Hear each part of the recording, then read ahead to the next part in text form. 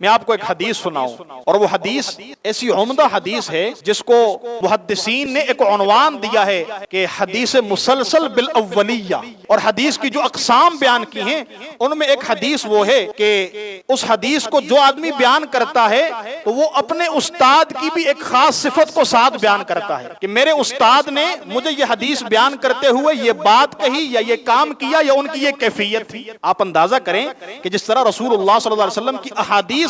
ہم تک as it is پہنچی ہیں، انہی الفاظ کے ساتھ پہنچی ہیں، بالکل اسی طرح صحابہ اکرام جو نقل کرنے والے تھے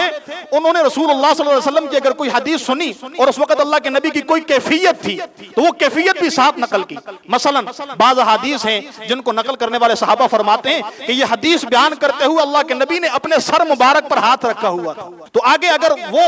اس کو تابعی بیان کرتا ہے تو وہ بھی اسی صفت کو بیان کرتا ہے صحابی سے نقل کر کے، کرتے کرتے آج اگر ہمارے اساتذہ ہم کو پڑھاتے ہیں تو وہ بھی یہی کہتے ہیں کہ رسول اللہ صلی اللہ علیہ وسلم جب اس حدیث کو بیان کر رہے تھے تو اللہ کے نبی نے سر مبارک پر ہاتھ رکھا ہوا تھا۔ بیچ میں جتنی کڑیاں ہیں ہر کڑی والا ہر راوی یہی کہتا ہے کہ اللہ کے نبی کی یہ کیفیت تھی۔ بعض روایات ایسی ہیں جن میں یہ کہتے ہیں کہ رسول اللہ صلی اللہ علیہ وسلم نے یہ حدیث بیان کرتے ہوئے مصافحہ کیا تھا، چنانچہ صحابی تابعی سے مصافحہ کرتا ہے، تابعی تبع تابعی سے مصافحہ کرتا ہے، کرتے کرتے ہمارے استاد محترم مفتی محمد تقی عثمانی سے تک یہ سلسلہ چلتا ہے اور انہوں نے ہم سے مصافحہ۔ اندازہ کیجئے نا، رسول اللہ صلی اللہ علیہ وسلم کی زبان مبارک سے نکلے ہوئے جملے بھی محفوظ ہیں، اور پیغمبر خدا صلی اللہ علیہ وسلم کے اعضائے مبارکہ کی جو کیفیات تھی، جو چہرے کی کیفیات تھی، وہ بھی نسل در نسل نقل ہوتی چلی آ رہی۔ فدا کا ابی و امی یا رسول اللہ، آپ کی ایک ایک ادا کو اللہ رب العزت نے قیامت تک کے لیے محفوظ کر دیا۔ چنانچہ یہ تو بڑی لمبی بات ہوگی لیکن میں عرض یہ کر رہا تھا کہ جو حدیث میں آپ کو سنانے والا ہوں اس حدیث کو محدثین نے عنوان دیا ہے حدیث مسلسل بالاولیہ۔ اس کا معنی یہ ہے کہ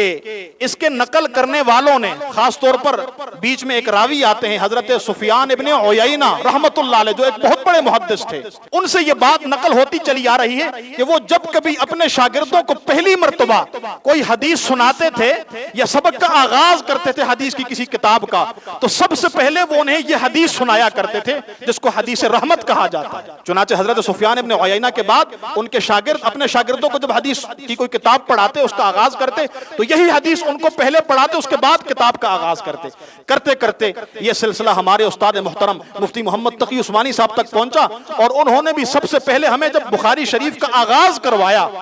بخاری شریف کی بسم اللہ کروائی، تو سب سے پہلے ہمیں اسی تسلسل کو برقرار رکھتے ہوئے یہ حدیث ہمیں پہلے پڑھائی اور اس کے بعد بخاری شریف کا آغاز کیا۔ تو اس کو کہتے ہیں حدیث مسلسل بالاولیہ،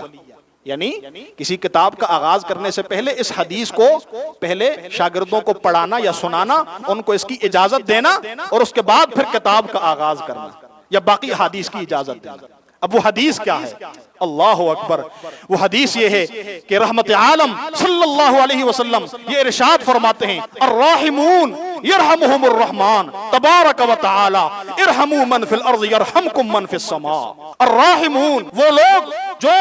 رحم کرنے والے ہیں، جنہوں نے شفقت و محبت اور رحمت کرنے کو اپنا شیوا بنا لیا، وہ لوگ جو ہر آن اللہ کی خلقت پر شفقت کے عادی بن چکے ہیں، جنہوں نے اپنی زندگی کا مقصد رحمت و شفقت کو بنا دیا۔ یاد رکھو تمہارے اوپر رحمان بھی رحم کرے۔ اے رحم کرنے والوں، اے محبت و شفقت کا برتاؤ کرنے والوں، تم معمولی نہ سمجھو اس خوبی کو، رحمان تمہارے اوپر اپنی رحمت کرنے کا منتظر ہے، بس تم اپنے دلوں میں رحمت کا مادہ پیدا کر لو، تم عملی طور پر شفقت کا مظاہرہ کرو اللہ کی مخلوق پر،